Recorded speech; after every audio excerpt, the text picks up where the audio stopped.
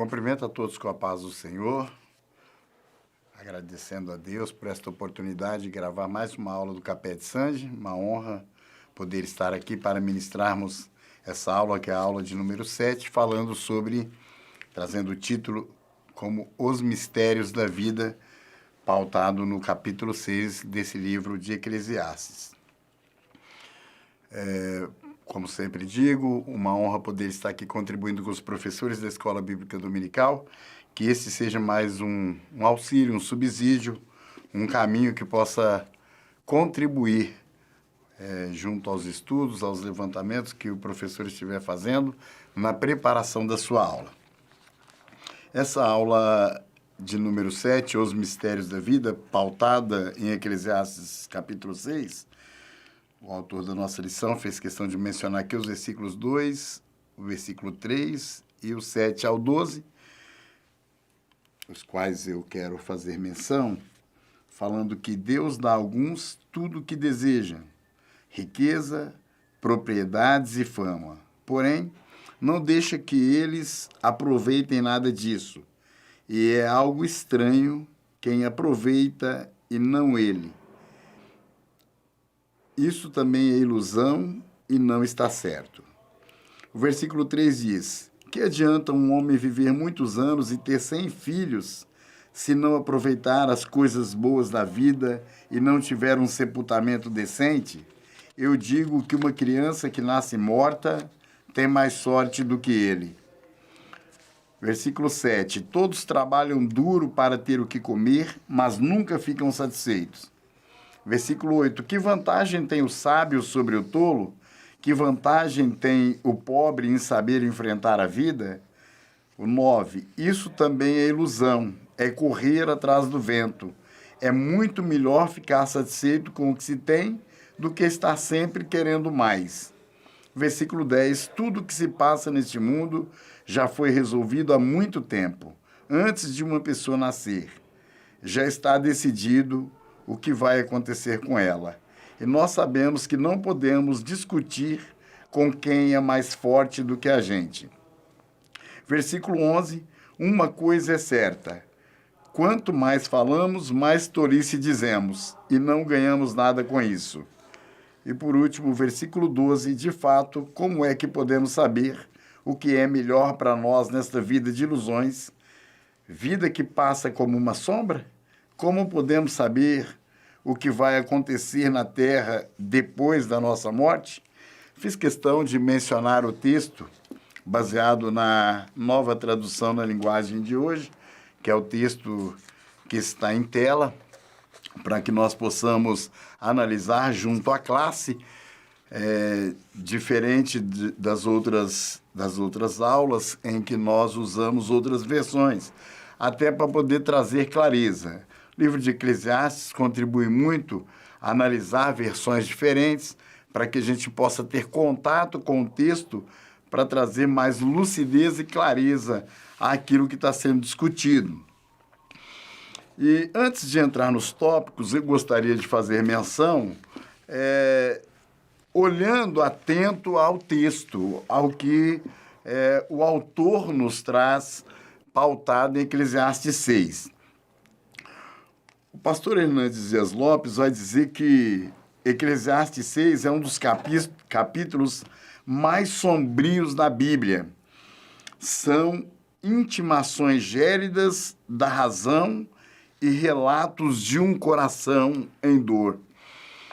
E faz total sentido quando nós lemos o texto e percebe-se que ele trata de 3 decepções mencionadas nesse capítulo 6. 3 decepções. Ele vai falar, o texto como um todo vai falar das decepções da vida. Na primeira parte, ele fala das decepções da vida, considerando a riqueza sem satisfação. No segundo momento, ele vai falar da riqueza ou da decepção do trabalho sem contentamento. E, por fim, ele fala da decepção das perguntas sem respostas. Então, tem uma perspectiva de análise desse texto, considerando que, quando a gente lê capítulo 6 de Eclesiastes, nós temos a percepção de um sentimento de insatisfação. É uma continuidade do capítulo 5, onde o escritor do Eclesiastes, o Coelete, o pregador, ele vai trazer aqui informações sobre o homem e a riqueza. No capítulo 5, ele fala de algumas situações dessa riqueza e do desfrute delas. Aqui no capítulo 6, de forma muito intensa, forte, podemos usar essa expressão, aonde ele vai falar dessas decepções, mostrando o contexto de uma sequência de insatisfação do homem, de não encontrar satisfação em nenhum desses três cenários. Claro, aqui o texto trata de um cenário hipotético, é uma hipótese, né? Dá-se a impressão, e como o autor da nossa lição mencionou, você não tem ali a convicção de que o escritor do Eclesiastes, Salomão, por certo, tenha presenciado ou vivido ou falado da sua própria experiência, mas ele, se viveu ou não, se está narrando fatos ou não, certo é que ele começa a colocar esses três cenários de decepção. Falando desse contexto da decepção da vida, ele fala no primeiro momento do homem e a riqueza. E aí ele fala de toda a riqueza que esse homem possui. Deus dá a esse homem muitos bens, dá a esse homem muitas riquezas, dá a esse homem fama. É o que o texto está dizendo lá. Dá a esse homem propriedades. Mas o que se percebe é que ele não tem satisfação na sua riqueza. Esse homem não consegue encontrar nela satisfação. A gente pode extrair aqui algumas lições demonstradas nessa decepção desse homem. Primeira lição, essa decepção aqui testemunhada, né? Salomão está relatando, então não é uma mera hipótese. Possivelmente ele pode estar relatando fatos. Ele pode ter sido uma testemunha ocular desses fatos. E a partir daí ele vai falar então desse contexto da horizontalidade da vida, mostrando essas insatisfações ou essas decepções para o homem que vive considerando que está debaixo do sol, considerando as futilidades dessa vida, a busca do prazer pelo prazer, a perspectiva de uma vida totalmente terrena, de uma vida voltada para as coisas totalmente da terra.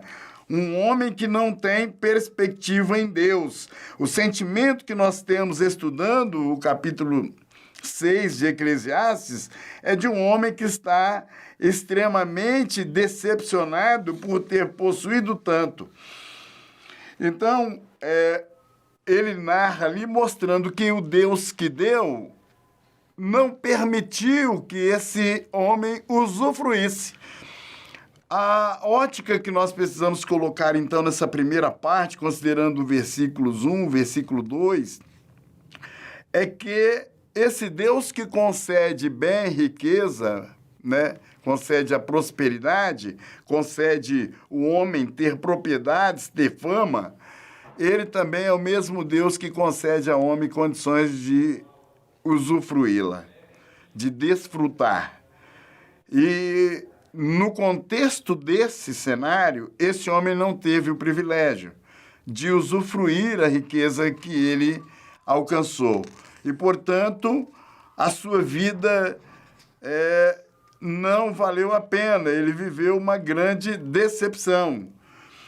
No contexto dessa decepção da riqueza, da honra, do prazer e sem o direito de desfrutar, nós temos, então, esse entendimento que o homem precisa compreender que ele precisa tudo que é concedido a ele é dado por Deus, é Deus quem lhe concede, é Deus quem lhe dá tanto as coisas quanto a condição de usufruir.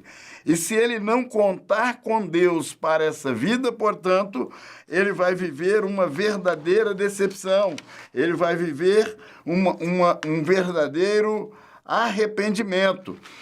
Ter as coisas ou possuir as coisas não significa que você vai ter o direito de usufruir. Nós estamos vivendo um tempo em que os homens vivem de forma extremamente gananciosa, focada na riqueza, focada na busca das coisas dessa vida, numa busca desenfreada em possuir, em receber, em ter as coisas, em alcançar as coisas, sem saber se vai usufruir. Pastor Adairton, ele mencionando na lição, fala de alguns casos de decepção. O homem trabalha incansavelmente, desgasta sua vida no trabalho, empreende muito esforço para chegar no fim da vida e talvez se aposentar. E pode ser surpreendido, ele chama aqui, por algum infortúnio, E esses infortúnios, como ele menciona na lição, chegam na nossa vida sem pedir licença. Você está contando com coisas que vai fazer, talvez a pessoa trabalhando conquistou, comprou uma casa de campo, comprou uma casa na praia, preparou um carro, preparou um barco, preparou tanta coisa para ter na vida e eu vou usufruir, quando eu aposentar, eu vou fazer isso. E, de repente, chegando lá no tempo da aposentadoria, uma enfermidade grave acomete a sua vida, um infortúnio qualquer acomete a sua vida, uma crise familiar, conforme o pastor Adairton menciona, ou qualquer outra situação pode lhe acontecer, e tudo isso que ele construiu, que ele pensou, ele planejou, ele passou a vida fazendo no intuito de usufruir, lá no fim da vida se torna em uma verdadeira decepção, conforme colocado aqui, e ele pode passar aí uma grande decepção. O pastor Hernandes Dias Lopes fala, inclusive, da decepção que esse homem tem em relação à própria longevidade e a grandeza da sua prole, mostrando que isso também pode não resultar em plena satisfação. Um homem, às vezes, nesse contexto, ele cita, o autor do Eclesiastes, diz assim que o homem pode ter 100 filhos, bem como ele pode viver até, claro, numa situação ali totalmente hipotética, né? Considerando ali a hipérbole colocada, de viver até 2.000 anos. O homem que mais viveu foi Matusalém, viveu quase 1.000 anos. E um homem vivendo tudo isso e tendo 100 filhos, ainda pode chegar no fim da vida e ter uma grande decepção.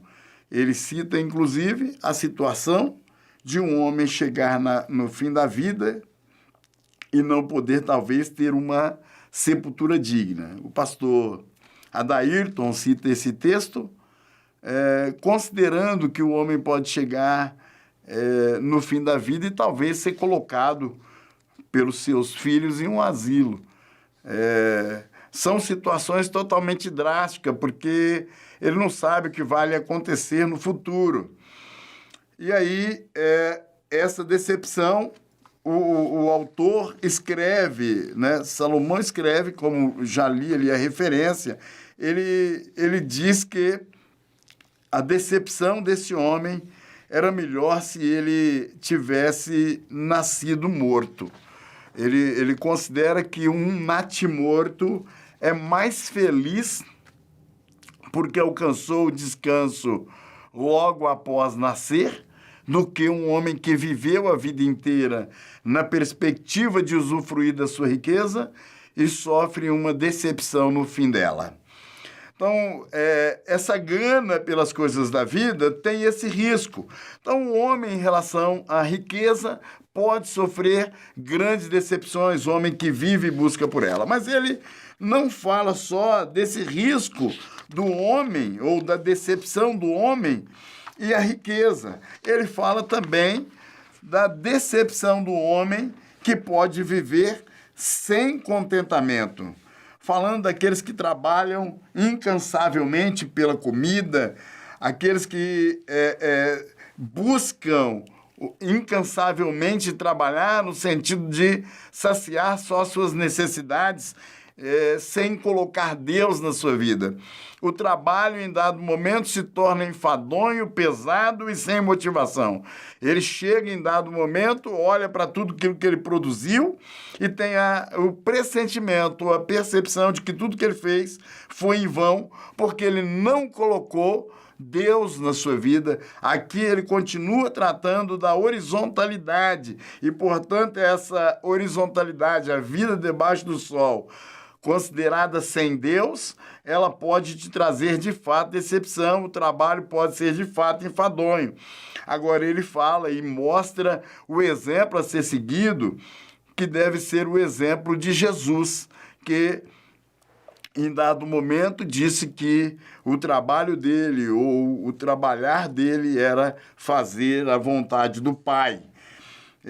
O apóstolo Paulo escreve sobre isso dizendo que nós devemos comer e beber para a glória de Deus. Algumas perspectivas falando do trabalho sem contentamento, a gente pode extrair daqui também algumas lições. A primeira é o apetite insaciável. Todo o trabalho do homem é para sua boca e, contudo, nunca satisfaz o seu apetite. O homem é um ser insaciável. Quanto mais coisas ele joga para dentro do seu coração, mais coisas esse homem quer, mais coisas esse homem busca, ou mais vazio e insatisfeito ele fica. Mencionando Philip Ryken, ele falando que no versículo 7 o pregador nos diz o que acontece quando alimentamos esse apetite. Nós ficamos com fome de novo. Os mesmos desejos voltam dia após dia. Nós nos alimentamos para ter força para o trabalho, para ganhar o nosso pão de cada dia, que então comemos para ter força para voltar ao trabalho no dia seguinte, e assim continua dia após dia. Ou seja, ele está dizendo que trabalhar nunca vai nos levar a uma saciedade.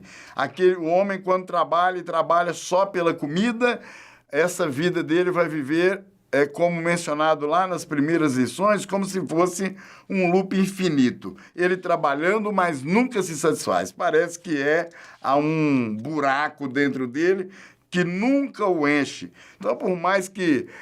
O que a gente observa nessa primeira parte, nesse apetite insaciável?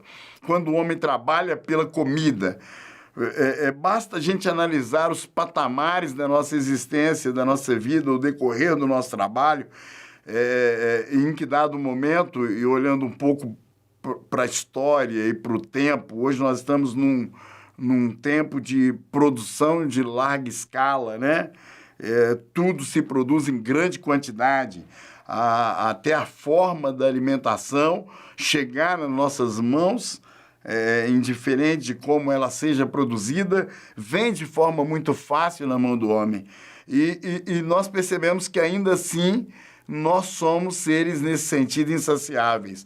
Toda novidade que surge no sentido de lutar e buscar para poder tentar se alimentar de tudo aquilo que se oferece, é uma busca contínua e parece que o homem não consegue resolver isso, porque perde-se o contexto da simplicidade da vida, de se alimentar do essencial e do básico e sai buscando de forma desenfreada uma forma de se satisfazer. O segundo ponto nessa observação, ou nessa decepção em relação ao trabalho, é a sabedoria insatisfeita. No versículo 8 diz assim: pois que vantagem tem o sábio sobre o tolo, ou o pobre que sabe andar perante os vivos? Não importa o quão sábio ou quão rico um homem seja, sempre terá desejos insatisfeitos, vontades não realizadas, anseios não cumpridos. Nós não temos dúvida que ser sábio é melhor do que ser tolo. Isso nós não temos dúvida nenhuma. E não é isso que, por certo, o autor de Eclesiastes está incentivando alguém não querer obter sabedoria. O problema todo é que nós, sem colocarmos Deus, adquirimos sabedoria, aumentamos o nosso conhecimento, mas não temos satisfação nisso. Sempre estamos vazios também, sentindo-nos vazios do conhecimento.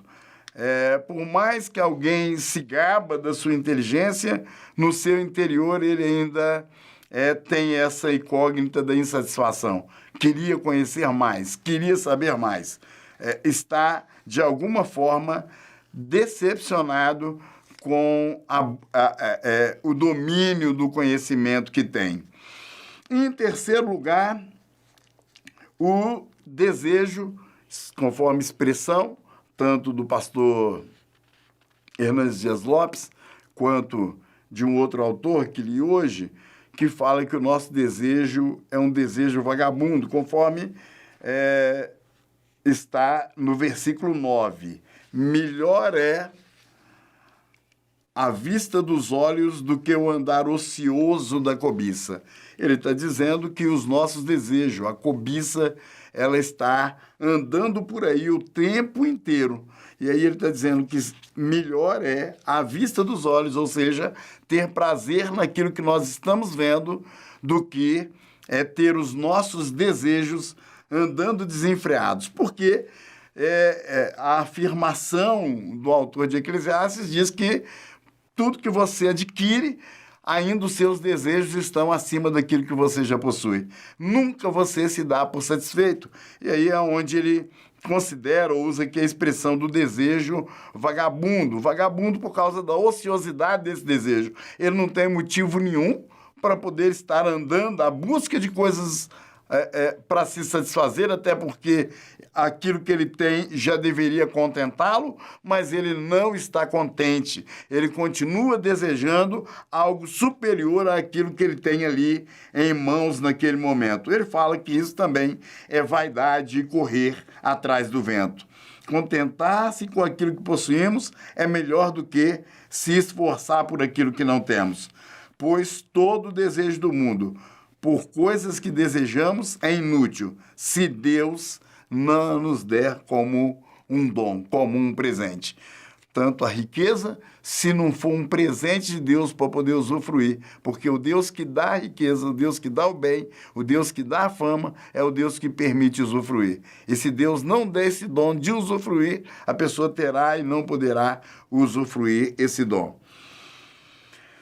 A pergunta que vem é: onde mora, então, a satisfação? Em qual endereço nós podemos encontrar a satisfação? Nós estamos buscando ela nesse tempo, na comida, na bebida, na música, na família, nos amigos, no trabalho, nos prazeres. Porém, o desejo continua vagabundo. Nas palavras de Philip Hayek, jamais satisfeito em ficar em casa, ele sempre sai para vagar pelo mundo. A cobiça tem um andar ocioso. A satisfação dos nossos desejos está sempre a caminho, a vagar como um vagabundo, sem nunca chegar. O homem tem dentro de si uma insatisfação crônica e perpétua. Debaixo do sol, correndo atrás do vento, ele pode jogar todos os baldes de prazer para dentro do seu coração e nunca encontrará a verdadeira satisfação. Aqui há uma comparação de usar aquele ditado tão conhecido que melhor é um passarinho na mão do que dois voando. Muita gente está sempre descontente correndo atrás daquilo que ele não tem. Ele, às vezes, desperdiça uma oportunidade na busca desenfreada por outra que acaba não lhe saciando ou não lhe satisfazendo da mesma forma. Salomão está dizendo que é melhor ter pouca coisa e desfrutá-las do que sonhar com muitas coisas sem nunca as obter. Os sonhos podem se tornar pesadelos se nós não lidarmos com a realidade. Certamente, melhor é o contentamento com o que temos perante os nossos olhos do que vivermos sonhando com o que não temos. E, por último, a última decepção mencionada aqui é a decepção das perguntas sem resposta. Dos versículos 10 a 12, Salomão tratou dos dois tipos de pessoas, tanto aqueles que têm a riqueza sem prazer, quanto aqueles que trabalham sem satisfação. E o contexto é as perguntas sem resposta. O homem não consegue entender a sua limitação. Ele pensa que pode corrigir os problemas do mundo. E aí, na impossibilidade de fazê-lo, ele começa a querer discutir com Deus. Discutir com Deus. E Salomão vai dizer que ele não pode discutir com aquele que é mais forte. Eu ouvi alguém falar sobre esse texto, dizendo que é como se alguém com 3, 5 anos de idade colocasse uma luva de boxe e achasse que fosse ganhar do Mike Tyson. Então, é bem essa realidade quando a gente faz a comparação da nossa realidade diante de Deus. Nós conhecemos um exemplo na Bíblia de um homem que ousou conversar com Deus e fazer a ele uma série de questionamentos, que foi Jó, mas que lá no fim ele responde. Ele mesmo reconhece que ele fez perguntas às quais ele não deveria fazer, reconhecendo que falava do que não entendia. Há certas perguntas sobre a vida que ninguém é capaz de responder, porém nossa ignorância não deve ser usada como desculpa para o ceticismo e a incredulidade, coisa que muita gente faz. Muita gente pensa que, porque ele não tem determinadas respostas, então ele prefere não acreditar, prefere duvidar. E a vida é cheia de perguntas. A nossa vida é feita, aliás, ela tem mais perguntas do que respostas. Tudo nós questionamos para nós mesmos, no nosso subconsciente, o tempo inteiro nós estamos indagando e fazendo os nossos porquês. Mas o fato de nós estarmos fazendo continuamente as perguntas e porque nós não temos as respostas, até porque realmente diante de tantas perguntas nós não as teremos, isso não nos dá a permissão ou o direito de viver de forma cética e incrédula. Nossa ignorância deve nos incentivar a ter fé em Deus. Ao contrário de ser incrédulo e ao contrário de ser um cético, nós precisamos colocar a nossa fé em Deus. As nossas dúvidas devem ser saciadas em Deus. E é isso que o homem deveria ter consciência, ao invés de caminhar para o ceticismo, nas dúvidas que tem para as suas respostas. A incredulidade dos dias de hoje, o ceticismo do dia de hoje, é em função das respostas não encontradas. Mas a resposta está em Deus. E o porquê que nós temos que confiar em Deus? Porque em Deus nós não vivemos de resposta, vivemos de promessas. 2 pontos importantes, então, mais essa decepção, a decepção das perguntas e respostas. O homem não pode mudar o curso da história e não pode contender com Deus, conforme versículo 10 e versículo 11, que diz: a tudo quanto há de vir já se lhe deu nome, e sabe-se o que é o homem, e que não pode contender com o que é mais forte do que ele. É certo que há muitas coisas que só aumentam a vaidade, mas que aproveita está o homem. Salomão recorre aos assuntos já tratados no livro, dizendo que não tem nada de novo debaixo do sol. Os nomes já foram atribuídos, tudo foi rotulado e categorizado. A condição humana continua a mesma. O homem não logra êxito entrando no embate com Deus, para discutir com ele. E, como eu mencionei, Jó tentou fazer isso apenas para reconhecer que havia falado coisas que não entendia. E por isso arrependia no pó e na cinza, conforme está em Jó 42, do versículo 3 ao versículo 6. Nós precisamos conhecer os nossos limites. E um dos nossos limites é que não possuímos sabedoria para ganhar de Deus numa discussão. Nossas palavras nunca vão conseguir mudar o seu sábio plano para governar o universo. Não importa quão sábias sejam as suas palavras, que multiplicamos sobre o homem ou contra o seu Criador. Nesses versículos 10 e 11, eles nos lembram que nós não podemos alterar a forma como nós e o mundo foram feitos. Aí ele coloca aqui um arremate do apóstolo Paulo. Quem és tu, homem, para discutires com Deus? Porventura pode o objeto perguntar a quem o fez? Por que fizeste assim? Esse é o primeiro ponto a ser observado nessas perguntas e respostas, ou nessas dúvidas sem respostas. O segundo ponto a ser observado nessa decepção das perguntas sem resposta é que o homem não tem resposta para dilemas da vida e da morte. Pois quem sabe o que é bom para o homem durante os poucos dias da sua vida de vaidade, os quais gastas como sombra? Quem pode declarar ao homem o que será depois dele debaixo do sol?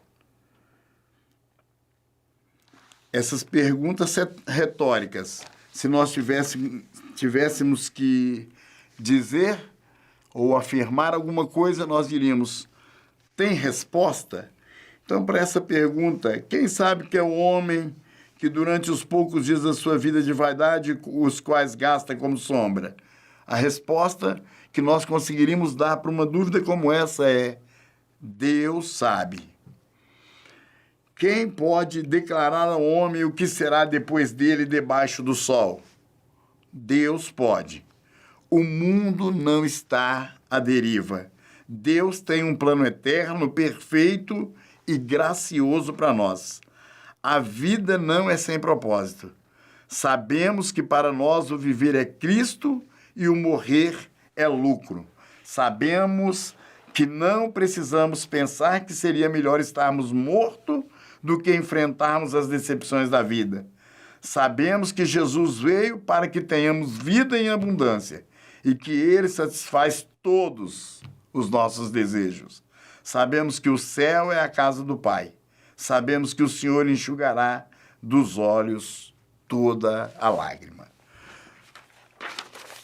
Caminhando aqui para a parte conclusiva, usando um pouco o contexto colocado pelo autor da nossa lição, já considerado esse texto todo de Eclesiastes, a nossa lição trouxe uma abordagem falando dentro desse cenário das decepções da vida, das possibilidades dos infortúnios. E aí, o autor da nossa lição trouxe aqui algumas orientações. Dentre elas, para o caso de ocorrer ou lidar com um infortúnio, a gente precisa buscar um meio de resolver essa dificuldade em Deus. Ele cita Jairo, quando perdeu a sua filha, e que talvez ele, como mestre ou chefe da sinagoga, esse homem, como chefe da sinagoga, ao perder a filha, se viu diante de um infortúnio. E ao lidar com esse infortúnio, ele precisou tomar algumas atitudes. Ele fala que nesse cenário, a primeira ação a ser tomada é a liberação da dor. Você precisa procurar auxílio. Você precisa buscar a resposta, mas buscar na pessoa certa. Se você for cometido de um infortúnio, se você está decepcionado com alguma coisa na vida, eu penso que se durante a nossa vida nós tivermos a consciência de que Deus precisa caminhar conosco por toda a vida, nós não sofreremos essas decepções no fim da vida, seja pelo bem que adquirirmos, ao qual Deus pode nos conceder, creio que Ele também nos dará o dom, a graça de usufruí-lo. Creio que pelo trabalho, não trabalharemos só pela comida de forma desenfreada e desesperada, para chegar no fim da vida e pensar, só trabalhei para comer, não tenho nada e estou decepcionado. Vivi a vida trabalhando, desgastei a minha vida toda, como já ouvi algumas pessoas dizerem. Não adquiri nada, não possuí nada, não construí nada, só trabalhei por comida. E como se tivesse feito alguma coisa errada. Não teve satisfação no que fez, porque Deus talvez não caminhou com ele durante a jornada da sua vida. E a mesma coisa em relação às perguntas sem resposta. Chegar no fim da vida e se ver decepcionado, com tantas indagações, com tantas dúvidas, porque não colocou Deus, que pode ser a resposta para todos os nossos anseios, para todas as nossas dúvidas e para todos os nossos desejos. Aqui ele coloca aqui, então, numa condição de infortúnio. Ainda sempre uma oportunidade. Espero que não estejamos falando com alguém decepcionado, com alguém que viveu qualquer um desses 3 cenários e chegou no fim da vida totalmente arrasado, totalmente decepcionado pela situação que está vivendo. Espero que nós estejamos falando com alguém que creu e confiou em Deus durante a vida inteira, vivendo da esperança no Senhor. Mas se ainda assim há alguém, ainda há um caminho, uma forma, um meio. E ele coloca aqui alguns caminhos, como eu coloquei. Ele fala aqui de 4 passos. Primeiro, a liberação da dor, como aquele homem foi, lançando-se aos pés de Jesus, falando da sua necessidade e pedindo a ele uma ajuda para que pudesse resolver o seu problema. A segunda coisa, reconhecer que você precisa de apoio. Muitas das vezes, a atitude nossa é tomar uma ação para resolver o problema sozinho, sem querer contar primeiro com Deus e depois com as outras pessoas. E aqui a orientação é, se algum infortúnio lhe aconteceu, se alguma decepção você esteja passando, esse passo é muito importante. Contar com uma rede de apoio, contar com a ajuda das pessoas, contar com o auxílio das pessoas, contar primeiro e antes de mais nada com o auxílio de Deus, colocar aos pés dele, pedir a Deus para que possa ajudá-lo. Terceira coisa, valorizar o que realmente tem valor. Muita gente está trocando os valores dessa vida. Valor para ele é coisa, é objeto, é negócio. Né? Lia também, falando ainda desse texto, o comentarista, o autor dizia ou mencionava a respeito do furacão que aconteceu em Pompeia, em que as pessoas estavam ali buscando riquezas, caçando ouro, buscando ouro, pérolas naquele lugar, e que quando ele estourou, explodiu aquele vulcão fez com que muitas pessoas ficassem impregnadas naquele material que correu por ali. E ele conta a respeito de uma mulher em que os seus pés estavam em direção à saída da cidade, mas a sua mão e o seu rosto estava virado para trás, como que se tentando pegar alguma coisa. Por certo, talvez viu ali alguma riqueza, viu algum bem, alguma pérola, ou alguém perdeu aquilo e ela tentou pegar.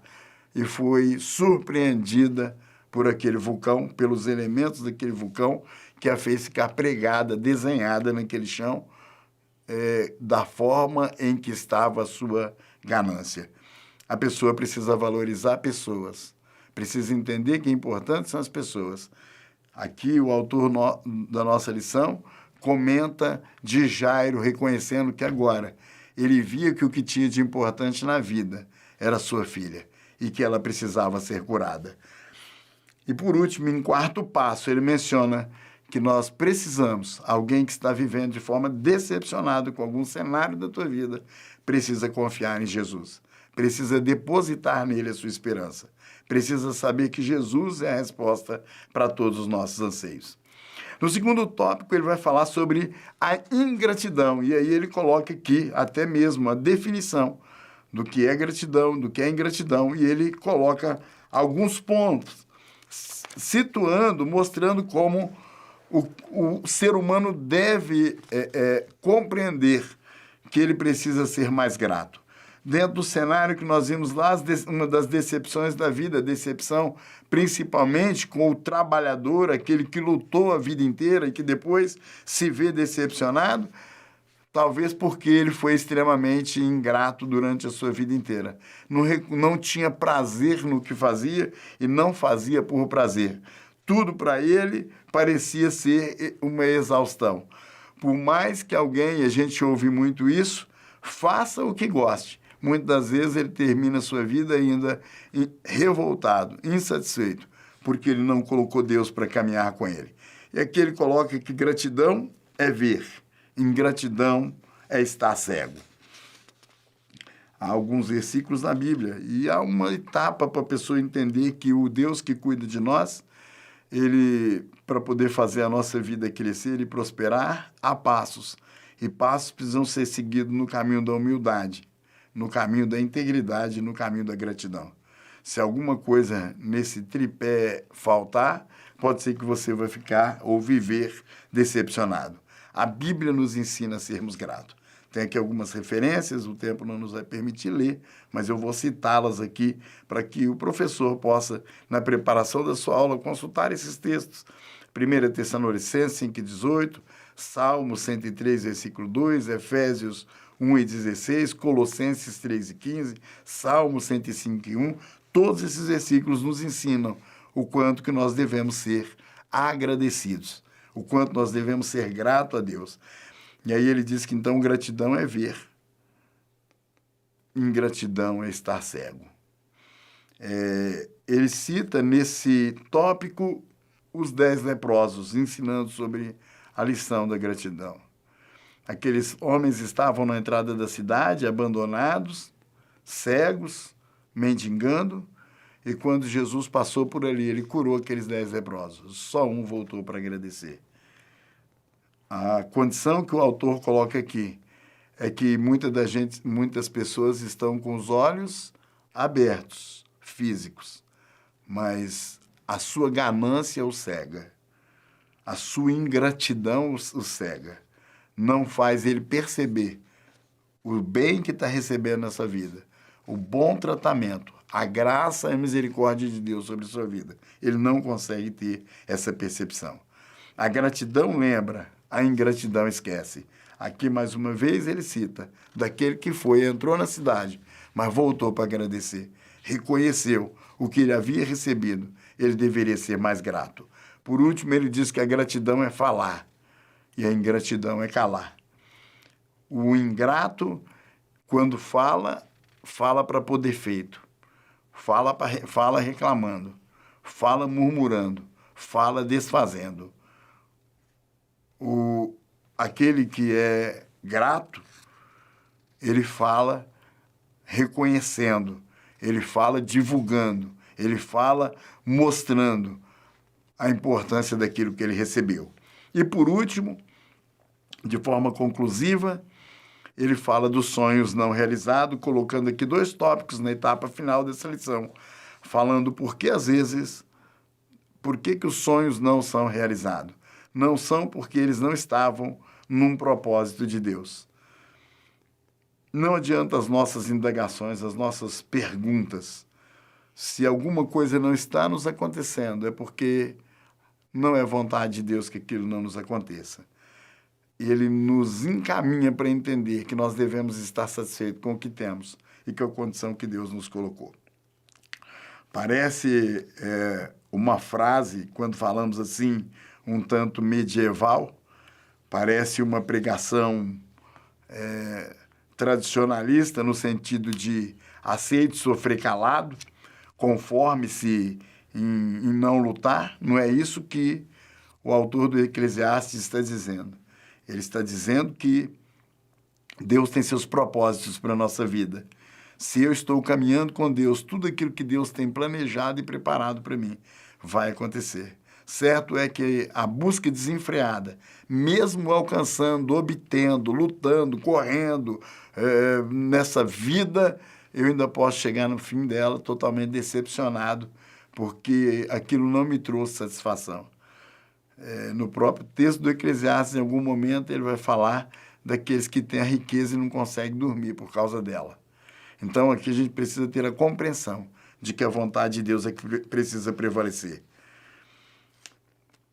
Muita gente tem sonhos, seus sonhos são exacerbados, exagerados. E depois de adquirir certas coisas, aquilo que ele conquistou, numa luta louca para conseguir, desenfreada, não respeitando quem estava próximo, não respeita pessoas, não respeita a liderança, não respeita os meios naturais de obter, né? Muitas vezes não é nem fruto do seu próprio trabalho e aquilo se torna um verdadeiro pesadelo. Na parte conclusiva da lição, ele diz que nós precisamos entender que o fato de sermos cristãos fiéis não nos livra dos infortúnios da vida. Para enfrentá-lo, nós devemos liberar toda dor através da oração, buscar ajuda em pessoas de confiança e confiar que Deus está no controle de todas as coisas. Precisamos estar preparados para lidar com a ingratidão e não deixar que ela nos contamine, cultivando sempre um coração grato e manifestando essa gratidão, tanto a Deus quanto às pessoas que nos fazem bem. Por fim, nós devemos sonhar, mas discernir se esses sonhos estão alinhados com o propósito de Deus para a nossa vida, pois a vontade de Deus é sempre a melhor para nós. E esse assunto compartilhado na nossa classe seja para essa conscientização de que nós precisamos levar a nossa vida na dependência de Deus, dentro do centro da vontade de Deus, para que a gente não sofra a decepção. Não que nós não vamos viver nesse contexto da vida infortúnios, mas não vamos viver decepcionados, ou não ficaremos decepcionados. A decepção pelo infortúnio é que é o problema. Agora, o infortúnio, quando estamos dirigidos e guiados por Deus, nós alcançaremos nele a cura, nós alcançaremos nele a paz, nós alcançaremos nele esperança, nós alcançaremos nele o livramento da dor que o infortúnio nos traz. Mas isso nós alcançamos quando estamos com a nossa vida guiada e dirigida no centro da vontade de Deus. Qualquer coisa fora de Deus, por mais bem que isso pareça, será sempre uma decepção. Amém, meus amados? Que isso possa contribuir. Vou fazer uma oração agradecendo a Deus, pedindo ao Senhor que possa iluminar a mente de cada um dos professores, para que possam ter uma boa aula, uma ministração sobre a vida de cada aluno, para ser bênção para a vida de cada um deles. Senhor, nosso Deus e nosso Pai, nós te louvamos e te agradecemos por esta oportunidade. Te louvamos, ó Deus, e pedimos ao Senhor direção, orientação, graça, para que os professores, ao ministrar, ministrem sob orientação, a autoridade do seu Santo Espírito, sobre um tema tão complexo, mas que ele possa, Senhor, ser elucidador, no sentido de fazer-nos entender que riqueza sem o Senhor não tem validade alguma, que as pessoas são, de fato, mais importantes do que as coisas. Que nós possamos reconhecer, Senhor, que o trabalhar nessa vida precisa ser de forma satisfatória e isso só acontece se for no Senhor. Só tem prazer se for em Ti. E que também, Senhor, mesmo diante das indagações que a nossa mente, a nossa vida nos leva, nós precisamos compreender que todas as respostas estão em Ti, para o dia certo, o momento certo. Queremos Te louvar e Te agradecer, então, por esta oportunidade, pedindo para que seja bênção para a vida de cada aluno, de cada professor, em nome de Jesus. Amém.